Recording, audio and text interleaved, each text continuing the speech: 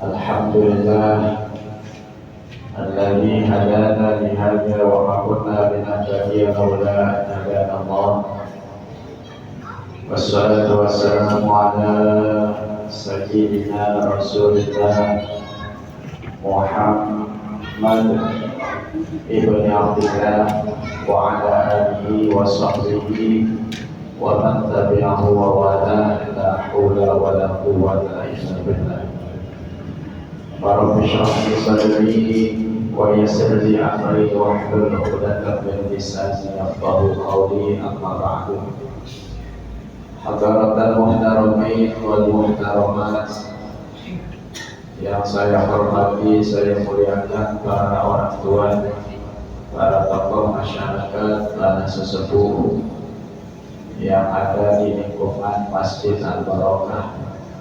Kita doakan mudah-mudahan para orang tua kita senantiasa diberikan kesehatan, panjang umur oleh Allah Subhanahu wa Ta'ala. Yang saya hormati, saya muliakan segenap pengurus Masjid Al-Barokah dan seluruh jajaran kepengurusannya. Mudah-mudahan Allah berikan keistiqomahan dalam memakmurkan Masjid Al-Barokah. Amin. Para bapak, para ibu, saudara jamaah sholat isya dan sholat tarawih di Masjid Al-Barokah, mudah-mudahan kita semua yang hadir di tempat yang mulia ini Allah limpahkan rahmat, ampunan serta keberkahan. Amin ya rabbal alamin. Bapak ibu jamaah rahimakumullah,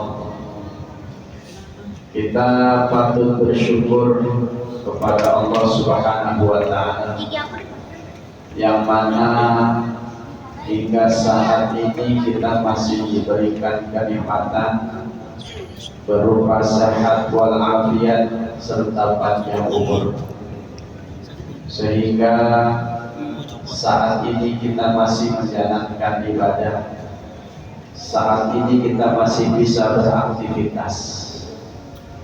Di sisi lain, banyak orang-orang yang saat ini mungkin sudah tidak bisa lagi hidup di dunia, yang saat ini mungkin sedang berjuang di antara hidup dan mati. Tapi kita alhamdulillah dalam keadaan sehat walafiat, kesempatan juga ada, dan alhamdulillah kita masih bisa manfaatkan itu untuk ibadah kepada Allah Subhanahu wa Ta'ala.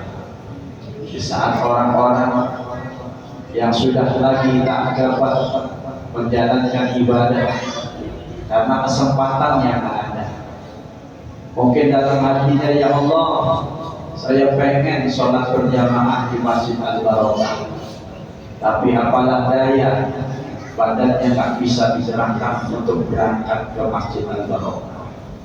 Ya Allah, saya pengen sholat berjamaah, tapi apalah daya, jangankan sholat, bangun dari tempat tidur pun tak bisa. Itu biasanya akan dirasakan bagi orang-orang yang tatkala kesempatan itu tidak ada lagi pada dirinya. Karena seyogianya setiap manusia sadar bahwa dia adalah hamba Allah, bahwa dia adalah makhluk butuh akan Allah, butuh akan Tuhan. Sedurhaka-durhakanya Fir'aun saja yang sampai mengaku dirinya sebagai Tuhan, saat sedang kepepetnya, sedang dalam keadaan sakaratul maut, tenggelam di lautan merah, dia pun mengakui bahwasanya butuh pertolongan dari Allah Subhanahu wa Ta'ala. Apa katanya? Amantu bi Rabbi Harun wa Musa. Saya beriman dengan Tuhan Harun dan Musa. Tapi keimanan yang diucapkan Fir'aun tidak diterima lagi. Kenapa? Sudah tidak berlaku keimanan seseorang tatkala ruh sudah sampai di tenggorokan. Artinya apa hadirin jamaah rahimakumullah? Semua berharap ingin menjalankan kehidupan dengan baik dengan beribadah kepada Allah di saat dia tahu bahwa ibadah yang dilakukannya itu akan menolong dia pada di saat di akhirat. Sehingga banyak orang yang sudah mati semua berharap pengen hidup kembali. Apa yang mereka akan lakukan andai kata diperkenankan untuk hidup? La'alli a'malu sholihan fima taraktu. Kata orang yang sudah mati, andai kata engkau mengizinkan kami ya Allah hidup kembali ke dunia agar aku dapat menjalankan amal soleh, agar aku dapat beribadah. Itulah hadirin jamaah rahimakumullah. Jadi kesempatan itu sesuatu yang mahal. Allah berikan kesempatan kepada kita saat ini. Kita masih bisa menghirup udara segar di dunia.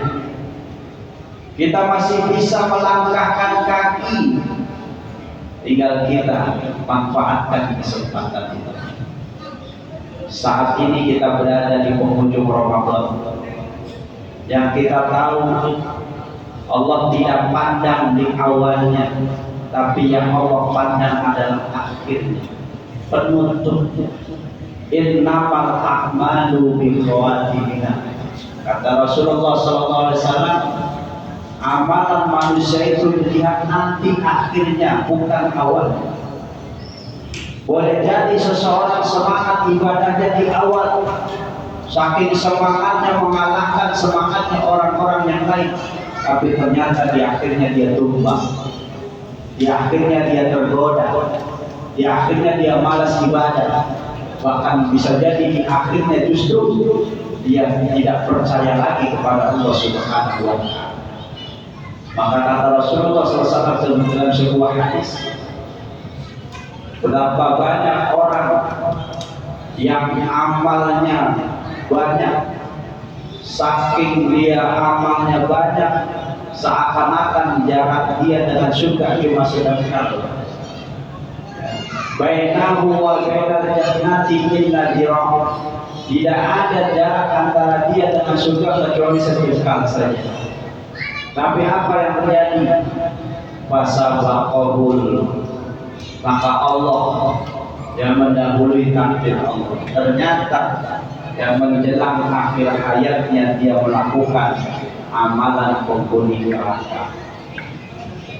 Dia berpikir, selama ini saya ibadah, sesekali maksiat, kan juga ibadah saya sudah banyak.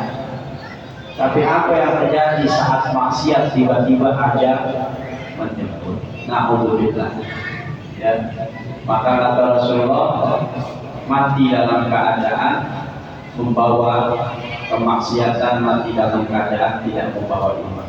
Padahal maka masuklah dia ke dalam neraka.